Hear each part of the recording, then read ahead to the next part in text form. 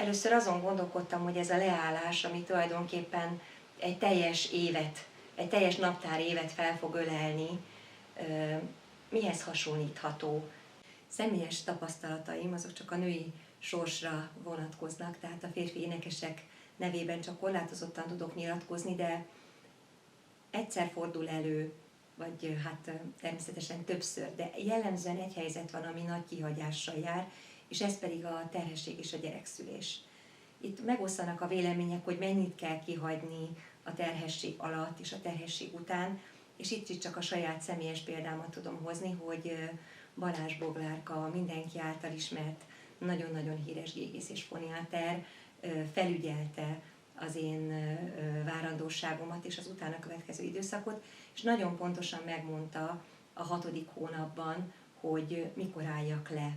Én akkor első éves főiskolás voltam, és a vizsgát is el kellett halasztani emiatt, mert azt mondta, hogy innen tovább nem szabad. És kérdeztem, hogy mit lát. És azt mondta, hogy a nyálkahártyák állapota, amit a hormonális változások befolyásoltak, annyira megváltozott, hogy már csak erővel lehet összezárni a hangszalagokat. És kérdeztem, hogy hát miért érzi olyan különösen nehéznek, hiszen én még csak most kezdtem az énekesi tanulmányaimat, és azt mondta, hogy nem, ez minden életkorban egy nagyon kiélezett helyzet, ugyanis hogyha nem tökéletesen intakt hangszalagokkal éneklünk, és rásegítéssel dolgozunk, akkor erre a rásegítés rossz reflexeket ültet belénk, és ezek a rossz reflexek később determinálni fogják a hangi fejlődésünket. Mivel az énektanárnőm Forrai Zsuzsanna nagyon is adott az ő véleményére, ezért ezt elfogadták, és azt hiszem, hogy januárban énekeltem utoljára, és az Andris április 29-én született.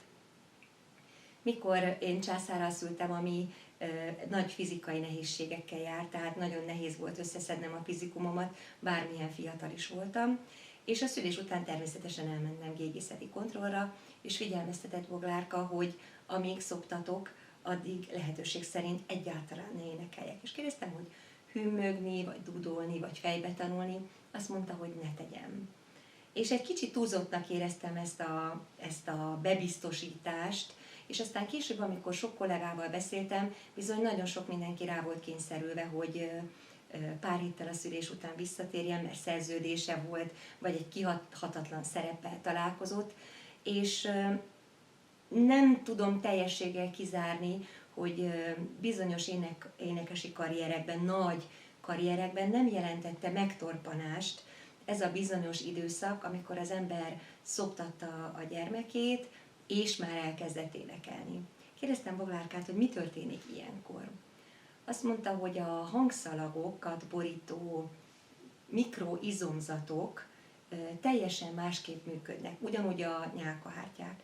És egy kinyúlt bugyigumihoz hasonlította, hogy ugye énekléskor összehúzódások, kinyúlások követik egymást, az szerint, hogy mennyire kell a hangszalagoknak ráfeszülni a levegő áramra. Azt mondta, hogy ezek a kinyúlások egy idő után elfárasztják ezt a nem teljesen tökéletes funkciójú nyálkahártyaborítást, és megnyúlnak a hangszalagok. Nem lesz képes arra a finom munkára többet, ami a nagy magasság vagy a nagy fürgességhez szükséges. És bizony többször előfordult, hogy ez egy ilyen periódus után, mikor egy énekesnő így énekelt, fakváltást vagy bizonyos szerepkörök elhagyását vonta maga után.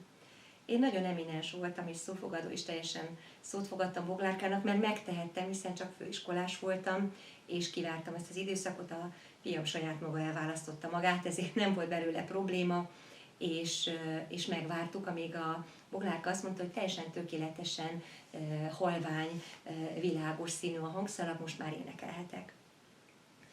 Nagyon megosztanak erről a vélemények, és nagyon ellentéteset láttam. Volt, aki azt mondta Mezzó létére, hogy hát őt ez egyáltalán nem befolyásolta, és vígan énekelt terhesség és szoptatás alatt is. Én erre azt mondom, hogy jobb nem hazardírozni.